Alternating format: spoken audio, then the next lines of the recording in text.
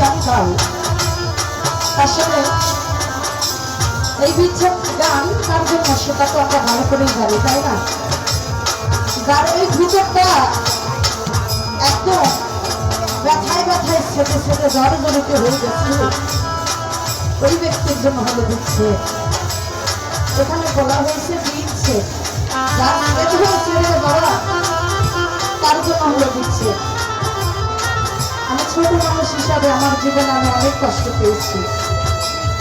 এই গান শেখার জন্য আমি অনেক মানুষের কাছে দাঁড়া দাঁড়া ঘুরেছি, কিন্তু শেষে শেষে একজন দরদিকে পেয়েছিলাম, সে এখন যাবার পথে আমার একটা কখনো গান গাইনি, কিন্তু ছোটো থেকে গান শিখাইতে, তো সেখান থেকে আমার শিক্ষা। তারপরে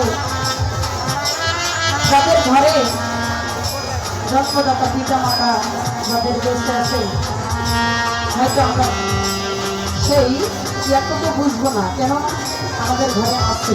আর যাদের ঘরে এই পিতা মাতা বেঁচে নাই দরদি, তার মতো আর দুঃখী মানুষ পৃথিবীতে থাকতে পারে না। কেননা আজ কয়েক দিন হলো আমার মায় আমার সঙ্গে কথা কয় না, সেখান থেকে আমি বুঝি যে মা বাবার ভালোবাসা কতটুকু। হয়তো আমার বাবা আমার কাছে থাকে না, একটা লক্ষ্মী নিয়ে আমি থাকতাম। আসলে